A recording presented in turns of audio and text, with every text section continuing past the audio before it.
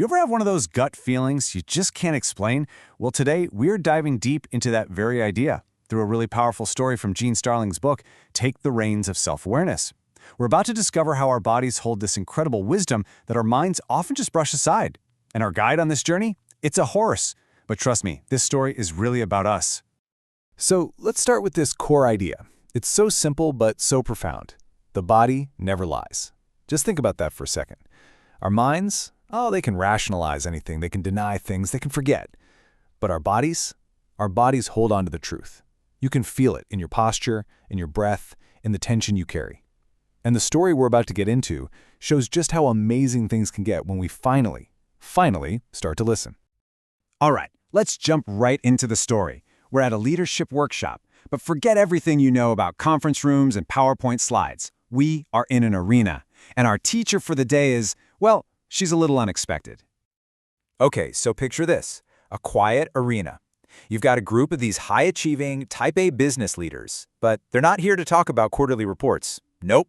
The goal today is just to slow down, to get grounded, and to really listen, in a way their busy lives almost never allow. And here she is, our guide, a beautiful horse named Silk. She's described as being incredibly docile, with these big, soft, watchful eyes. She's not just some animal in the background. She brings this calm, peaceful energy that completely changes the vibe of the whole place. As Silk walks into the arena, it's like her very presence is communicating this message. It's this feeling of total safety and calm, almost giving everyone permission to just let their guard down and be a little vulnerable for a change. And this is where things get really interesting. The exercise itself sounds incredibly simple. Each person takes a turn just standing in the arena, breathing deep and tuning into the sensations in their own body. The whole point is to quiet that nonstop chatter in your mind and tap into a totally different kind of intelligence. And this is the part that's just wow. As each person stands there quietly, Silk walks right up to them, and she gently but deliberately places her nose right on the part of their body that's holding the most intense energy. A lot of the time, it's a spot holding some buried emotional pain the person didn't even consciously know was there. She's like a living, breathing sensor for the truths we try to hide, even from ourselves. Now, this incredible interaction, it's not just some cool party trick. It actually reveals something really fundamental about our own inner worlds. It shows us how this horse can act as a perfect mirror. This is what's called the mirror effect, and this part is absolutely crucial. Silk isn't fixing them. She is reflecting them. She is simply showing them the emotional energy they are carrying around, the stuff they've been completely unable to see for themselves. She's a living mirror for their hidden inner world. So of course, this powerful realization spills over into the group discussion afterward, and it completely shifts the conversation to the unseen energy that we all carry with us into our daily lives. So during the debrief, one of the participants, a guy named Josh, shares this story that I think we can all relate to. He says, I walked into a meeting last week and the air was just thick with negative energy.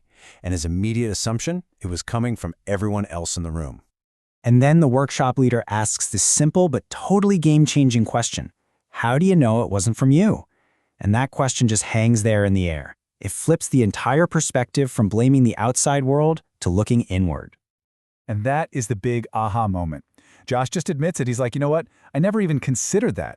He realizes that without checking his own internal state first, he could have been the one bringing all that negative energy into the room.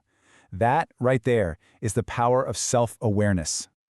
So what this entire story is showing us is this fundamental truth. Our bodies are like living, breathing archives. So let's unpack what it really means when we say, the body remembers. There's this concept called somatic wisdom, basically the intelligence of the body. And the idea here is that our life experiences, our emotions, our hidden stories, they aren't just memories floating around in our brain. No, they're physically stored in our muscle tension, our posture, our very tissues. They're just waiting for us to finally pay attention.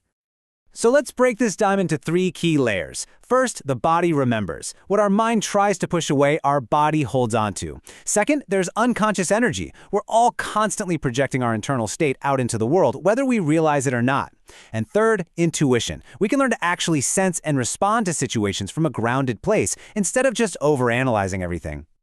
So let's bring this all back to you.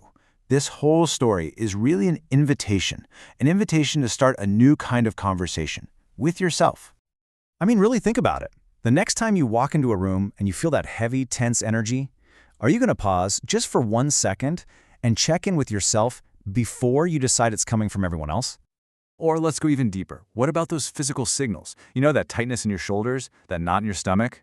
How many times do we just ignore that stuff and push through, only for it to show up later as burnout, or an illness, or some big conflict that seems to come out of absolutely nowhere? So how do we actually start listening? Well, it doesn't have to be some big complicated thing. The book suggests a super simple daily practice. First, just pause. That's it. Just create a few minutes of space for yourself. Second, breathe. Take a few deep, centering breaths. And third, just notice. Pay attention to those subtle signals your body is sending. That's it. Pause, breathe, notice. And when you do this, the benefits are huge. Instead of bringing chaos into a situation, you bring calm. Instead of confusion, you find clarity. You start to become way less reactive and a lot more grounded. You cultivate this quiet kind of strength. And maybe best of all, you finally learn to trust your own intuition. You know, at the end of the day, this isn't just another self-help technique to master. Getting quiet enough to listen to your body, that's how we reconnect with who we really are. In a very real way, it's how we come home to ourselves.